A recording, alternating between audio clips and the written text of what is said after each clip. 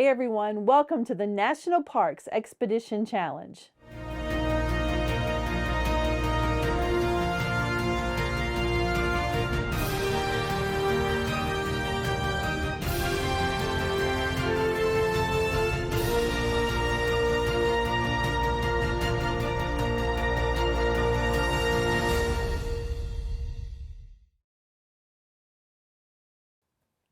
Today we are in Waco, Texas at the Waco Mammoth National Monument. Now this looks a little bit different because this is a very special place. We are actually in the laboratory of Dr. Yann, who is a paleontologist with the National Park Service. Thank you so much for having us today. Absolutely. Welcome to my lab space. I can tell that you're a paleontologist because you're wearing these awesome earrings. What are they representing? They're the lower jaw from a Louisiana mink.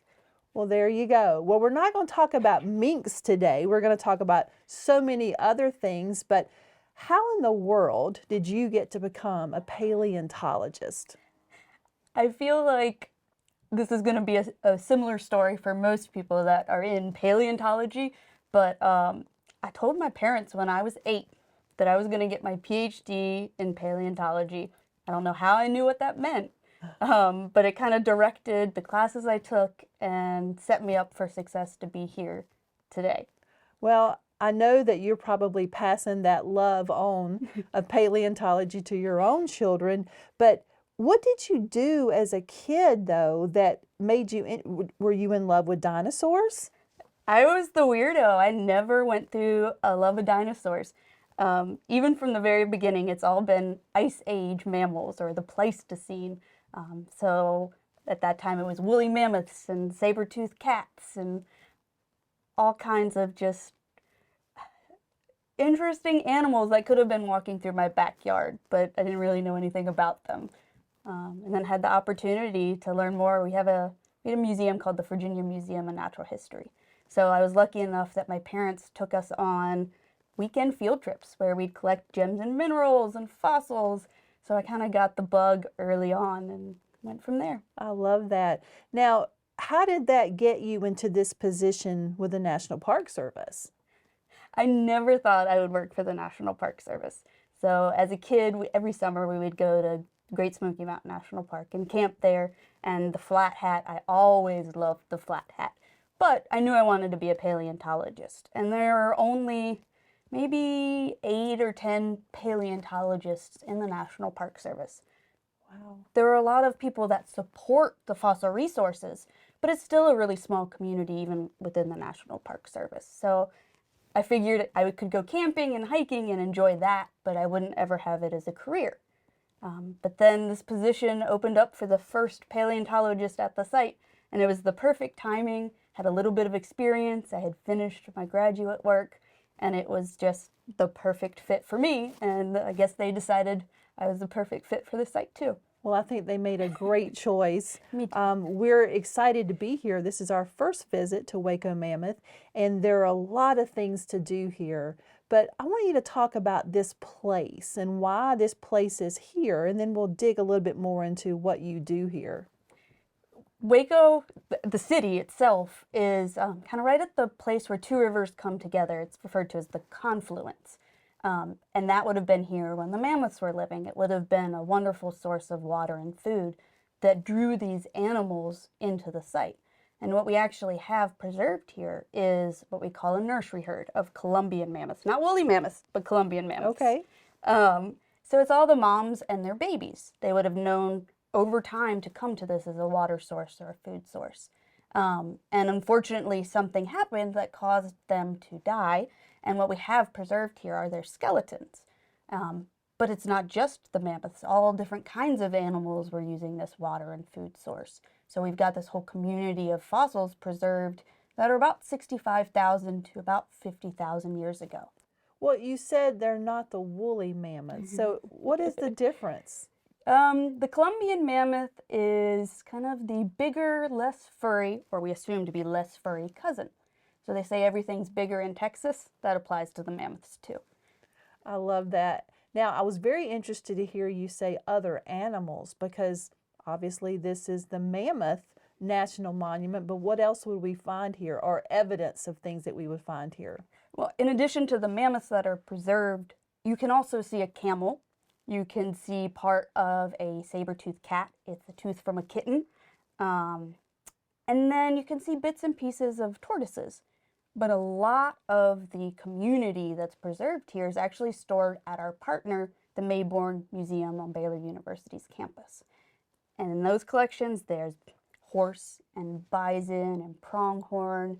We have alligator snapping turtle, alligators, fish, birds. We literally have a little bit of everything. We're just missing amphibians. So we're missing our frogs and our salamanders. Well, I'm sure as a paleontologist, you're going to be looking out for those. But something you said has really got me thinking, a camel? Was this a desert? So that one throws people for a loop quite often. They assume we're talking about deserts, when actually camels started in North America almost 50 million years ago. They're more adapted to climates with rain and vegetation, so they're not restricted like the dromedary or Bactrian, which are the double hump and single humped camels that we think of when you say camel. So they just weren't pressed for resources like our modern ones are, so they were just hanging out, enjoying the weather and food in Texas. That just blows my mind, because we always have a picture in our mind of where things live and where they should live. And thinking of that, so if I'm just walking around here at the park, am I just going to find these fossils just sitting out on the ground, or how do you take care of them here? Most of the fossils that we know of are about 8 to 12 feet down. So we've hit them accidentally with backhoes, or they've eroded in creek beds. But for the most part, they're not going to be on the surface. But that's how the site was found. Somebody discovered a fragment on the surface, took it to the museum, and they identified it as our Columbian mammoth. And they thought one mammoth would be it. And it turned into 2, it turned into 16, and then even more. Well, how did this place become a park then? Did someone just decide this is kind of neat and we need to preserve it?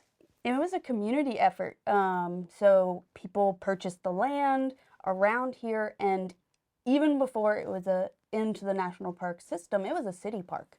So the city of Waco and its local residents got the money and support to make this a monument.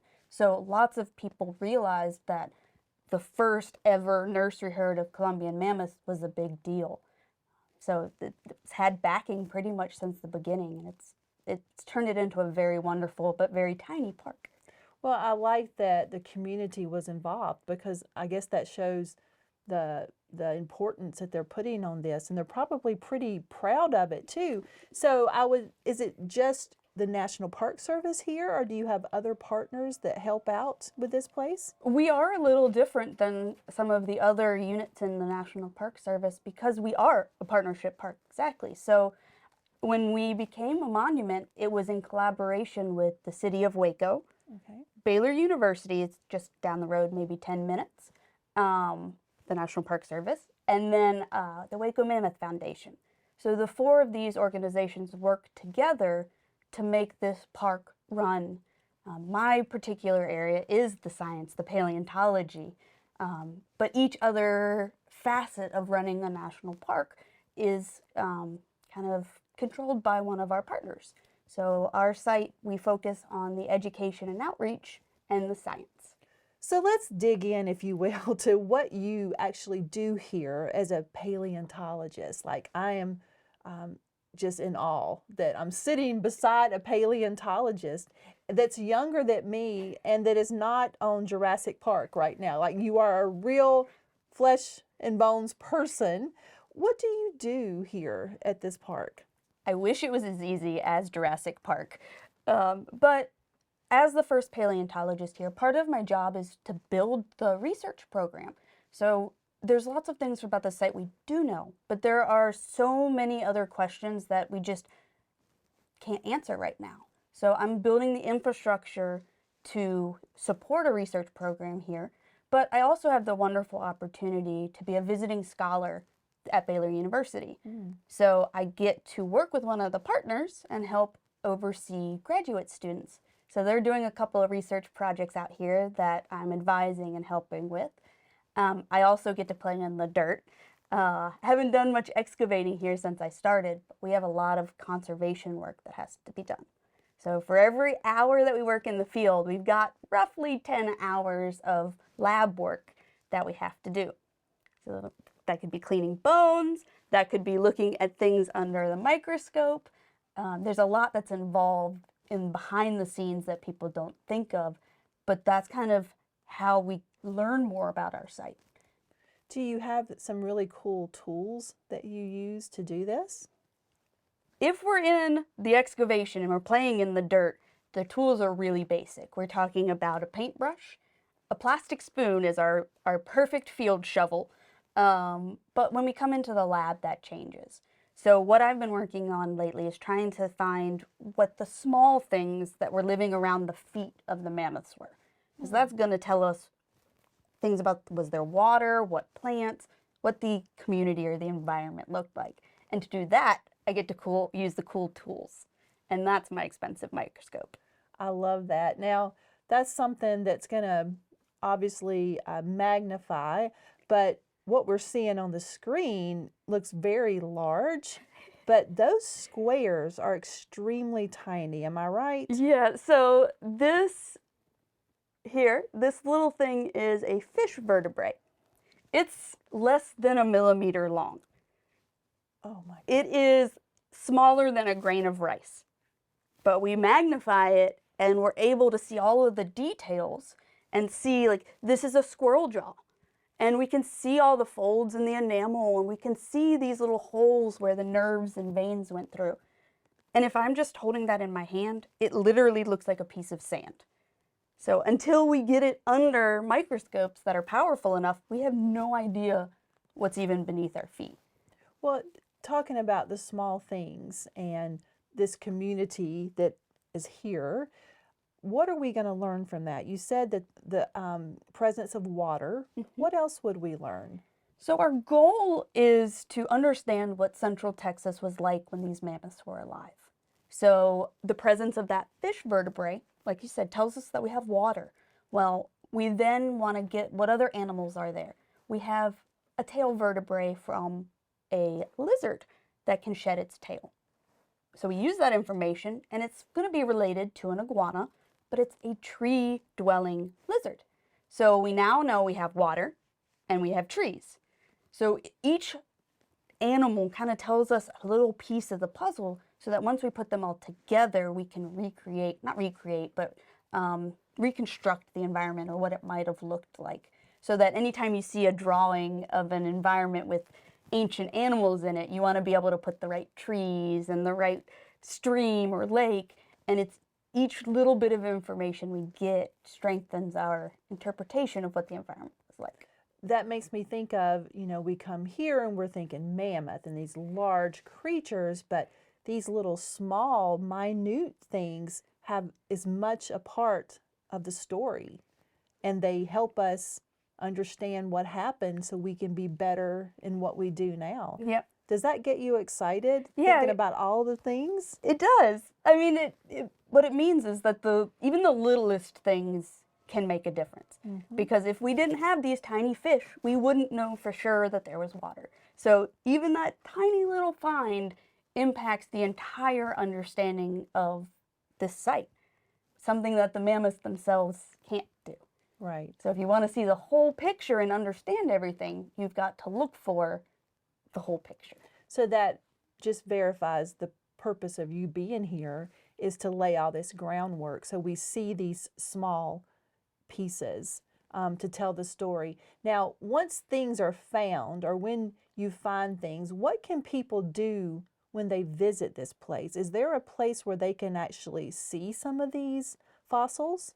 So normally we have a dig shelter where you can go and you can see the big mammoths and the camel in the place where they died and were found. So we've not moved them. And then there's a platform in there that will often have small exhibits or someone actually doing fossil preparation there. Wow. So it's hard because most of these are behind the scenes at the Mayborn, and they're tiny. So we have a hard time bringing things to you to see, but we've got little ways that we've been working on. And that's another thing is now that I'm here, working with the other staff too, so that we can come up with cool ways to show off America's fossils. Because right now, it's hard to see them. And that is one of the things that we really strive to do is get it available to more people. Let's talk just a moment about this dig site. And does it have to, I'm assuming it's covered and there has to be a certain temperature that things are at. Do you help control some of those things? So the specimens themselves are protected by a state-of-the-art building. It's set up so that the UV light only hits the bones like for a few minutes every year. Every year. Yes. They're double panes and anti-UV protection. So it is everything to protect those fossils. That came in well before I got here. But now that I am here, I help monitor the lights and the humidity and the temperature, because what we want to do is, those are all museum specimens. They're not what you typically think of as a museum, because you don't usually think of a lot of dirt in your museum, but it is. So we still have to work on keeping the temperatures pretty level. So when we have really cold snaps or really hot periods, if our system is out of prime functioning, then we start to worry about our fossils. And that's kind of where I come in with the building, is just making sure that things are working smoothly and protecting those fossils. Well, I think I have a challenge for our students. So kids, let's think about this for just a moment. We're going to use UN Sustainability Goal number 11, which is sustainable cities and communities. We have found out today that the community of Waco came together to preserve this place. They were proud of it.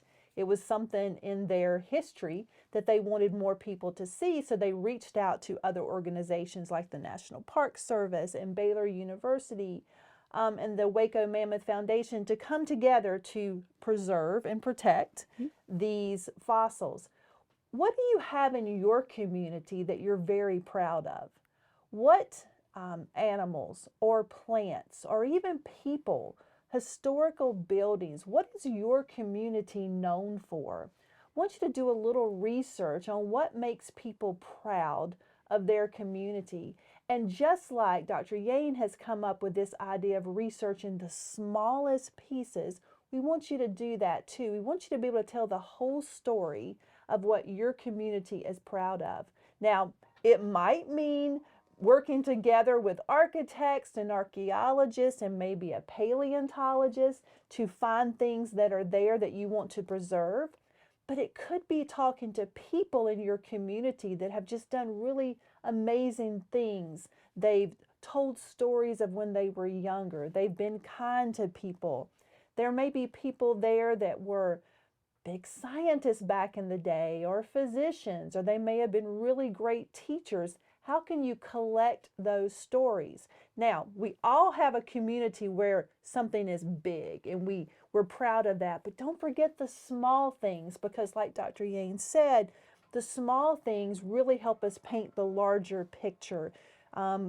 We don't always know the true story until we get every little fact in place. So what we want you to do is decide if you're collecting fossils or rocks or photos of animals, or you're telling story of people, and then we want you to tell us about what makes your community so special. Just like this community is very proud of their mammoths, their Colombian mammoths, their camels, their lizard, their little fish vertebrae. What are you proud of? You can share all this with us on social media, so you can tag us at Expeditions in Education. Also, hashtag NatParkChallenge. And don't forget to share with these guys who are so excited that you're learning about this place and making a difference in your place. And all of the tags will be running across the bottom of the screen. You have a great job. I love my job. I called you a nerd when we got here, and I hope you know that that is a term of endearment, because I'm a scientist myself and I love all things. And you actually said you were part of the nerd herd, which makes me so happy. there's kids out there right now, especially our girls, who are just probably jumping up and down in their chairs because they're seeing a female paleontologist, which is something they might not have seen. Do you have any advice for students who are thinking, I want to do that? May not be a paleontologist, but it might be some type of ologist, something that they're passionate about right now. And they're excited to get to the place where they can do what you do. If you'll just look in that middle camera right there and give them a little bit of advice. Absolutely. So the biggest thing that I've learned is if you have a passion, follow it. You never know where it's going to take you, but it may open the right door to the perfect job or the perfect opportunity in life. And I'll say that when I was 8, my guidance counselor told me that women weren't geologists, they weren't paleontologists, and had I listened to her, I wouldn't be here today. So even though you might not have the support of everyone, if it's what you love, follow it. We say this all the time, and our kids that watch these with us all the time know what I'm going to say right now, but we say when your passion intersects your purpose, that's where you should live, right in that sweet spot. Wow, we are in a laboratory, we are looking at fossils of really small things, and then there's larger things here, and we're talking to a paleontologist, our first paleontologist with the National Park Service. Thank you so much for carving out time in your busy, busy day to talk to us and to talk to kids. We're so excited to be here. Thank We're really you proud of you. Thank you. I appreciate it. I've had fun, and I'm excited for the next generation of scientists and engineers and artists. So on behalf of myself and Dr. Yann, who I may have mispronounced her name several times during this, but this is her. Thank you so much for joining us today, and we're out of here.